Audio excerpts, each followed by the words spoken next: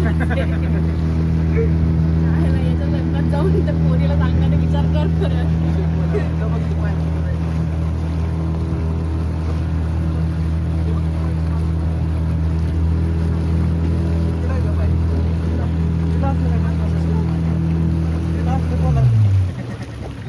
तिला कोणाला पोरीला काय काय सांगतो बघ तू फक्त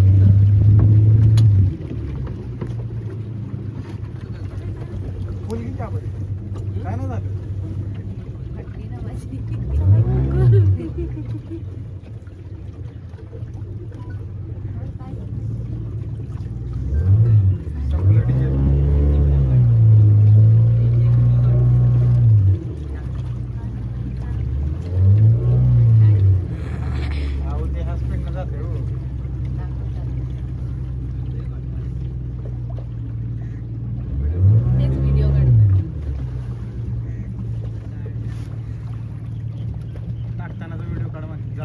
काढला माझ्या दिसत आला.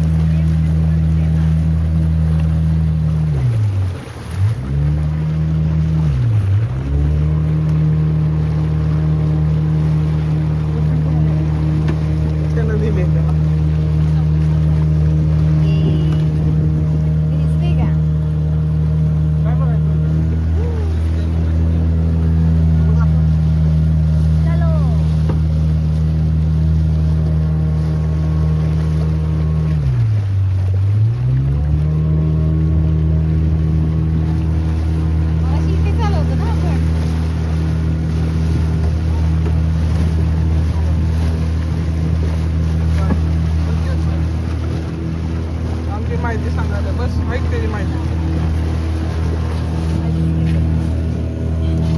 जी खाडी आहे ना जवळ 12 किलोमीटरची खाडी आहे. दोन्ही साईडला याच्यामध्ये कांदावरून इथं आहे.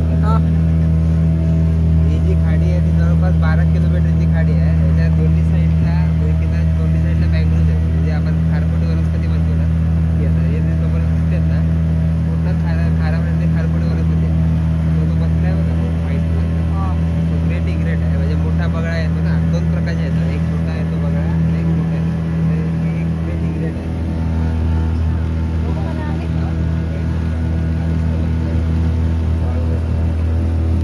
हा इथे मध्ये बसलाय बघ. इकडे भरतीच्या वेळी संपूर्ण ही जी वाळू आहे ना ती पाण्याखाली जाते.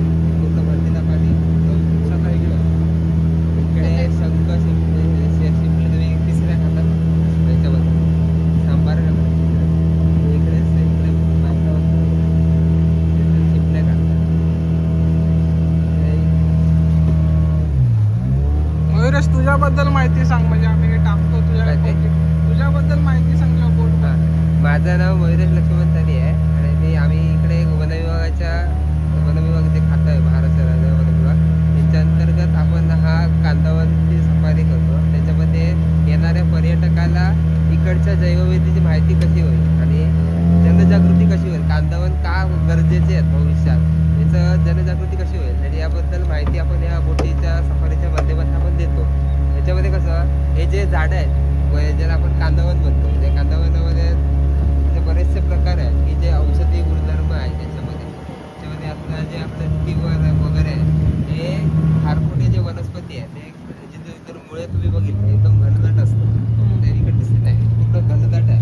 त्याच्यामध्ये भरतीच्या वेळेला मच्छी असते आतमध्ये त्यांचा दिवस असतो. म्हणजे लहान मासे जे आहेत अंडी पिल्ली द्यायला इकडे कोळंबी असतील ते पिल्लं द्यायला इकडे या ठिकाणी येतात. त्याच्यामुळे हे का गरजेचं आहे की माशांची पैदास वाढावी या ठिकाणी म्हणून हे गरजेचं आहे की आता ग्लोबल वॉर्मिंगमुळे किती प्रचंड उष्णता या ठिकाणी तुम्हाला जाणवते. मग ते उष्णताचं हे कमी करून परत ह्याच्यामध्ये काय होतं कार्बन डायऑक्साईड जो आहे तो मोठ्या प्रमाणात शोषून घेतला. इतर झाडांपेक्षा 14% जास्त कार्बन डायऑक्साईड ओढून घेतात आणि ऑक्सिजन सर्वाधिक घेतात. त्याच्यामध्ये फिल्टरेशनचं पण सुद्धा काम करतात ते झाडं. ह्याच्यामध्ये जर ते मुळं बघितली ना खाली टोकेने मुळे जो आपण तो कचरा वगैरे टाकतो तो गाळायचं काम करतात. तुम्हाला इकडे कचरा दिसेल बघा जो आपण लोक टाकतात तो पाला पाचोळा असेल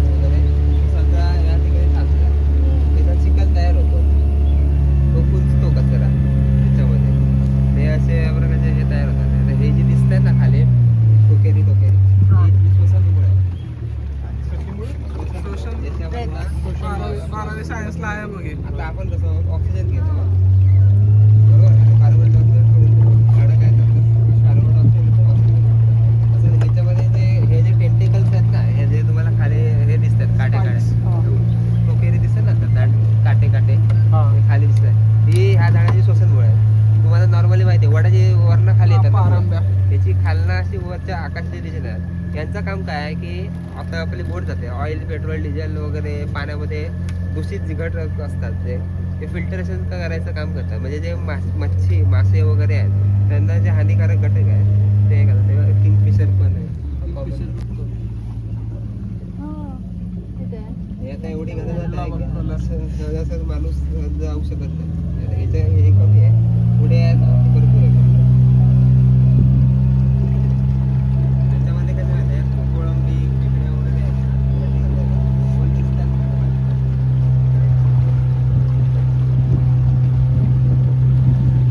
हे रायझोफोरा म्हणून झाड आहे. ह्याला शेक येते. रायझोफोरा शेक येते अशी शेवग्यासारखी.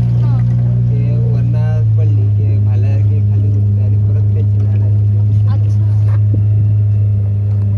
ते शेंगा पण लागतात थोडं.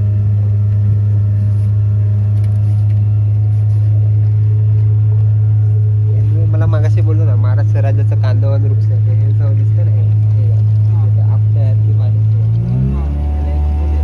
त्याचा जो फळ आहे ना ते कट केला त्या ऍपलला कसा वास येतो, म्हणजे कसं ऍपलसारखं वास येतो फुलपत. हे दिसतंय, हे अशी फूट चिप्पी, सफेद येतात. चिप्पी. पांढरी चिप्पी. हे महाराष्ट्र राज्याचं कांदळवन वृक्ष आहे. त्याच्यामध्ये हे असं पुस्तक आहे. या पुस्तकामध्ये वेगवेगळ्या जे आपल्या इकडे आढळतात त्याच्यामध्ये हे आता रायझोफोरा म्युकरोटा मला बोललो ना, शेंगा पडतात, शेंगा खाली पडतात, त्याला मुळं येतात. हे त्याचं फूल वगैरे आहे, हे असे शेंगा येतात. हे आता दिसतंय ना मला. सफेद चिप्पी ती होतं का मगाचं? हां, पांढऱ्या चिप्पीचं दाखवतो. पांढरी चिप्पी आली की सांगा मला. ते महाराष्ट्राचं काही आहे ना ते? कांदळवन वृक्ष आहे. हा, कांदळवन. हे पांढरी चिप्पी आहे. त्याच्यामध्ये हे असं फुल आहे आणि याच्यामध्ये मोठ्या प्रमाणात मध असतं. मधुमक्षिका केरला तामिळनाडूला जर तुम्ही गेलात तर तिकडे केरला तामिळनाडूला गेलात ना तर तिकडे मधुमक्षिका पालन करतात. म्हणजे बॉक्स कल्चर करतात आर्टिफिशियल. ते बॉक्स तिकडे ठेवतात. मग त्या बघा, आणि हा जो मध आहे आणि आपण डाबरचा जो मध खातो ना त्याच्यापेक्षा हा औषधी आहे. त्याचं कारण असं की यामध्ये मेडिकल प्रॉपर्टी भरपूर प्रमाणात आहे या मधामध्ये. आपण डाबरचा खातो तर नॉर्मली झाडांमधनं मिळालेलं असतं, फुलांमधून. आणि हा जो आहे तो औषधामध्ये केमिकल्समध्ये वापरला जातो. म्हणजे औषध गोळ्या बनवतात आयुर्वेदिक वगैरे, त्याच्यामध्ये याचे कंटेंट वापरले जातात. इव्हन लंग्स कॅन्सरवर त्याचं औषध आपल्या देवगड कॉलेजला सर आहेत पारस जाधव सर म्हणून, आनंद जाधव आहे. त्यांनी त्या झाडावर PhD केली. त्यांना त्या कॅन्सरवरती जे लंग्स कॅन्सर होतं ना आपल्याला फुफ्फुसांचा, त्याच्यावरती तो आजाराचं निराकरण करायला तो औषध आहे ना. उंदरावरती प्रयोग त्याचा झाला सक्सेसफुल. आता पण माणसांवरती त्याचं पुढे हे करतात. तुम्हाला एक बोललो ना, हे आता थंबनेल बनवायला व्हिडिओ फोटो काढण्यात होतो.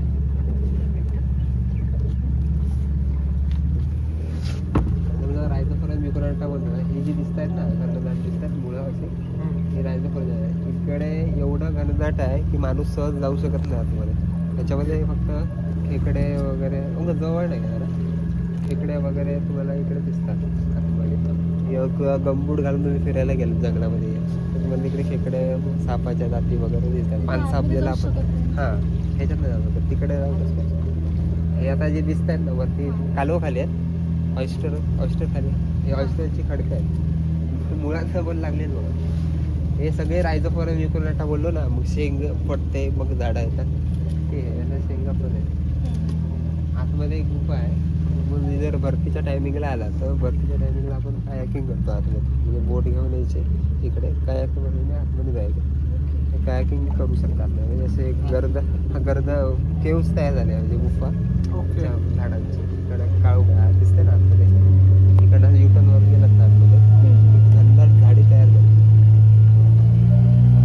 आपल्याला जास्त करून इकडे कसं आहे कांदळवन सफारीला पक्षी जेव्हा थंडीचा सीझन असतो ना तेव्हा मोठ्या प्रमाणात पक्षी मायग्रेटेड होतात.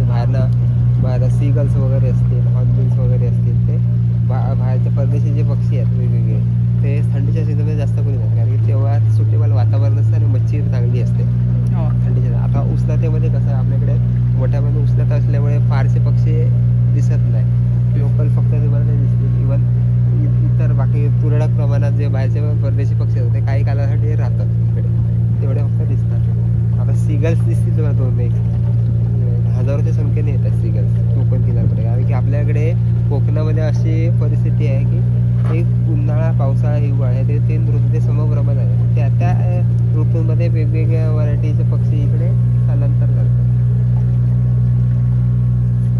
इकडे आता ती गुफा सारखी आहे. ओके अंधारात हा. उद्या तयार झाले आतमध्ये. ते बघ मच्छी हे आता उडतात. मलेट फिश आहे. जे उड्याच्या मारता आहेत ना ते मलेट फिश आहे.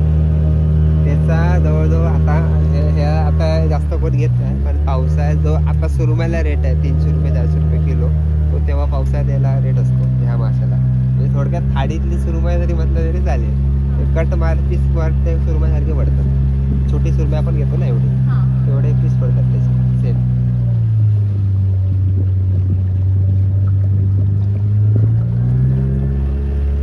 आता जे माहिती आहे कालवा बुळे वगैरे खातात.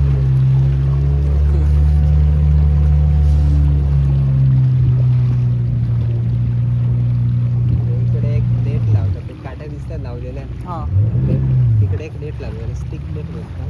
त्याच्यामध्ये कसं आहे त्या वरती ओटी होत असते. आपण शेत जसं नांगरतो ना शेत नांगरतात त्याच्यामध्ये जाळं होतं पूर्ण. आणि जेव्हा वरती येते तेव्हा ते जाळं त्या मातीतलं उकणे काढून त्या ह्याला अडकवतात. जे दिसतात ना रॉड हा. त्यांना जे अडकवतात ते एक फेन्सिंग जाळीत आहे त्याच्यामध्ये मासे अडकतात.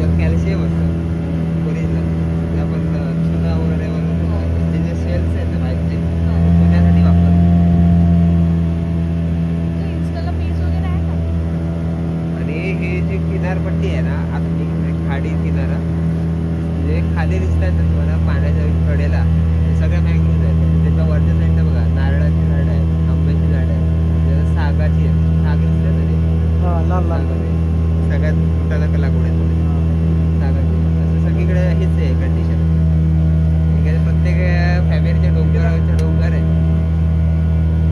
अच्छा त्यांचे स्वतःचे हे जे बागा दिसतात ना सगळे बनते. आंब्याचे जेवढे कलमं दिसतात ना सगळे बनते. कोकणातली बरीचशी जागा लोकांनी विकत घेतली.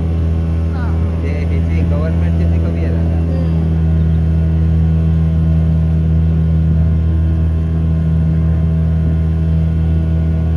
यामध्ये ओढत आहे बघा, पानकावळे जर सर्च मारला ना तुम्हाला त्याची एक व्हिडिओ मिळेल की डाईव्ह मारतात पाण्यामध्ये. मग तेल माहिती ना, तेल पाण्यात करत त्याच्या अंगामध्ये तैला पूर्ण तेलकट असतं. डाईव्ह मारली ना किंगफिशर कसा वरच्यावर मासा पकडतो पाण्याच्या सरफेस, तो डाईव्ह मारून खाली जातो आणि मासा पकडतो. म्हणजे मासा अक्षरशः मासासारखं पोहत होतो आणि मासे पकडतो. बदक कसं बघा पोहतो सेम.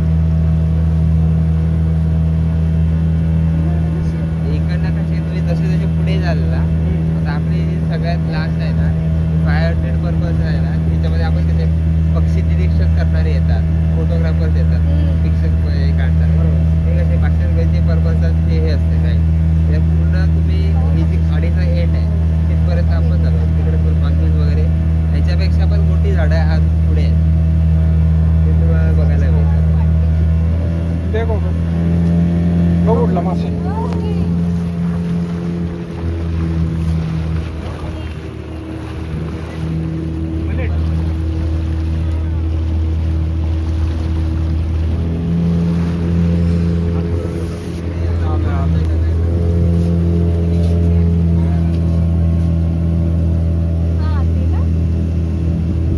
ते तर आमच्याकडे पण असतात पक्षी. हा. येल्लो कलरची असते इकडे बिशी. एवढं नाही होतं की. मध्ये फरक आहे. ओके. इकडे जे तुळशीजवळ हे असते ना कबूतर वगैरे. हा. ही आहे ती लाल आहे. रेड कलर आहे. टिटवी म्हणतात. हे वाचलंय मी, आपल्याला होतं हे रेस्पिरेटरी रूट्स म्हणतात त्यांना.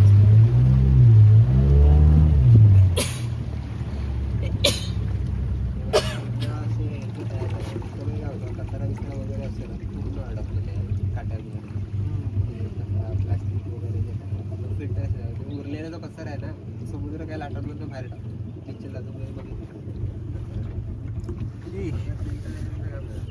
ही ना प्रायव्हेट लँड आहे म्हणजे वैयक्तिक जागा आहे. त्याच्यामध्ये पण मॅंग्रोव्ह उगवले आता बॉर्डर येते ना खडक आहे.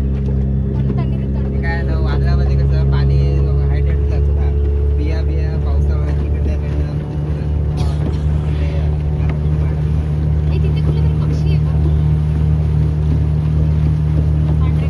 बघ ना त्याला बायनॉक्युलर्स मधनं बघ दिसतोय तो.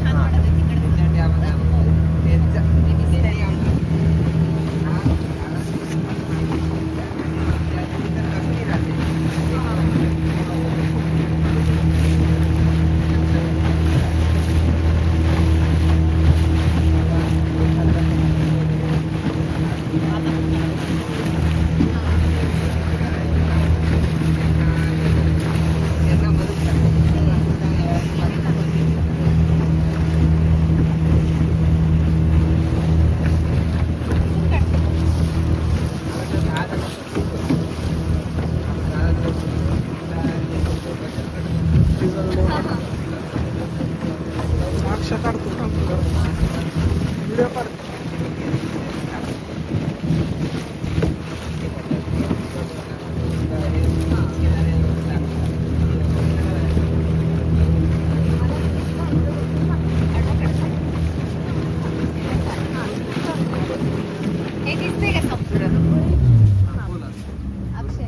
माझं नाव मयुरेश लक्ष्मण तारी. ही वन विभागाच्या थ्रू आपण ही बोट चालवतोय. त्याच्यामध्ये माझं नाव मयुरेश लक्ष्मण तारी.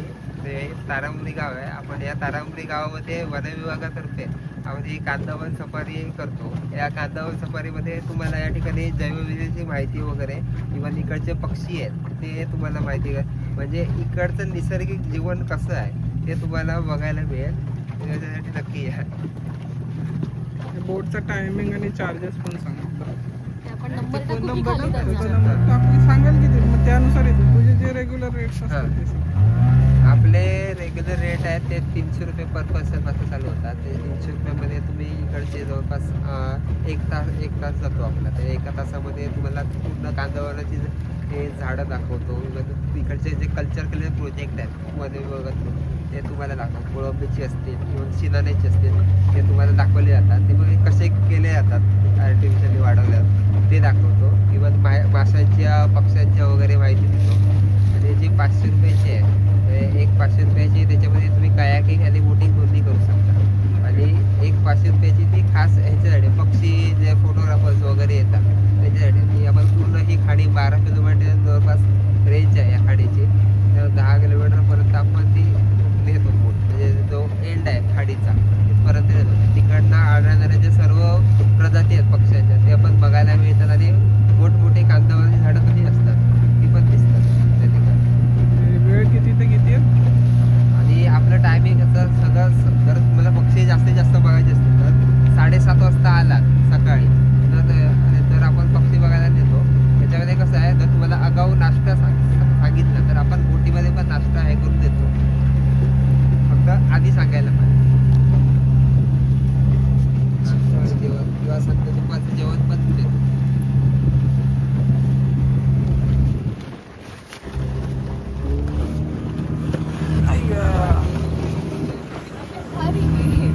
पुढच्या वर्षी अमित पुढच्या वर्षी आणि सप्टेंबर पण आहे.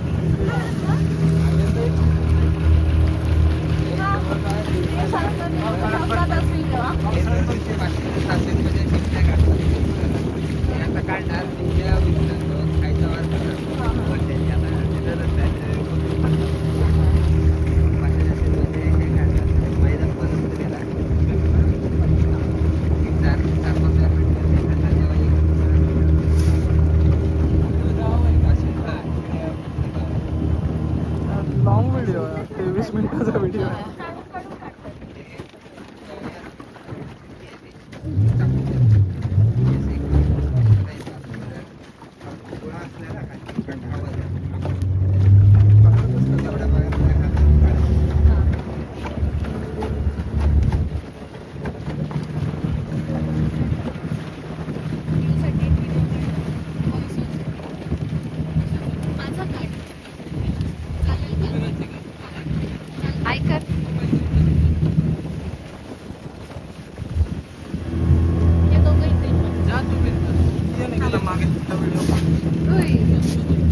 बंद करू का?